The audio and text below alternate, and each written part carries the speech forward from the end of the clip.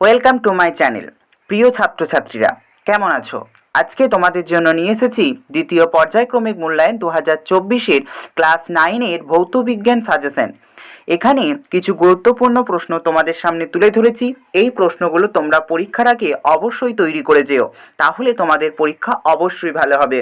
তো ঝটপট করে দেরি না করে দেখে নিয়ে যাক কী কী প্রশ্নগুলো তোমাদের সামনে আমি তুলে ধরেছি। দেখো, 1 নম্বরে রয়েছে সাইফন ক্রিয়া কী এবং সাইফন ক্রিয়ার শর্তগুলি লেখো।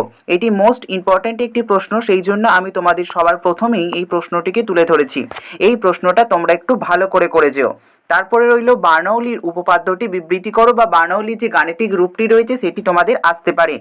তারপরে রয়েছে ধারারেখ প্রবাহ কী, পৃষ্ঠটান কাকে বলে, পৃষ্ঠটানের এসআই একক বা সিজিএস অর্থাৎ তার মাত্রীয় সংকেত, এই জিনিসগুলো তোমাদের আসতে পারে। তো এই পৃষ্ঠটানটা তোমরা একটু ভালো করে যেও। তার পরবর্তীতে রয়েছে অ্যাসিড বৃষ্টি কি, অ্যাসিড বৃষ্টির ক্ষতিকারক প্রভাবগুলি উল্লেখ করো। তোমরা এটাও একটু ভালো করে যেও। এর পরবর্তী প্রশ্ন হলো দ্রাব্যতালেখ কাকে বলে, প্রকৃত দ্রবণ এবং কলোরীয় দ্রবণের মধ্যে পার্থক্য কী, এটাও একটু তোমরা দেখে যেও। মোলার আয়তন কাকে বলে, প্রশমন বিক্রিয়া বলতে কি বোঝো, সম্পৃক্ত দ্রবণ ও অসম্পৃক্ত দ্রবণের মধ্যে পার্থক্য লেখো, হুকের সূত্রটি লেখো, দ্রুতগামী ট্রেনের কাছে দাঁড়ানো বিপজ্জনক কেন, মিউরিটিক অ্যাসিড কি, কার্য কাকে বলে এবং কার্যের ব্যবহারিক উদাহরণ দাও, উদাহরণ সহ উল্লেখ করতে হবে। দেখো, 14 দাগে রয়েছে ইয়ং গুণাঙ্ক কি, বা ইয়ং গুণাঙ্কের রাশিমালাটি তোমাদের নির্ণয় করতে বলতে পারে। ইয়ং গুণাঙ্ক কি এবং ইয়ং গুণাঙ্কের রাশিমালা নির্ণয় করো। কেলাস কাকে বলে, এটা একটা ভেরি ইম্পর্টেন্ট প্রশ্ন। পরবর্তীকালে 16 দাগেরটা তোমরা একটু ভালো করে যেও। এটা মোস্ট ইম্পর্টেন্ট একটি প্রশ্ন, তোমাদের অধিকাংশ স্কুলেই এই প্রশ্নটি দিয়ে থাকে যে প্রমাণ করো যে অভিকর্ষের প্রভাবে অবাধে পতনশীল বস্তুর মোট যান্ত্রিক শক্তি সর্বদা ধ্রুবক। এটি তোমাদের প্রমাণ করতে হবে। এটি 3 নম্বরের ক্ষেত্রে বা 5 নম্বরের ক্ষেত্রে ভেরি ইম্পর্টেন্ট একটি প্রশ্ন। তোমাদের যেহেতু ভৌতবিজ্ঞানে সরাসরি 5 দেয় না, অর্থাৎ তোমাদের এটাকে ডিভাইড করে দেয় 3 + 2 বা 3 + 1 + 2, অর্থাৎ এরকম করে দেয়। সেই জন্য তোমরা শর্ট কোশ্চেনের পাশাপাশি এই প্রশ্নগুলো একটু ভালো করে মনোযোগ সহকারে পড়ে যাবে।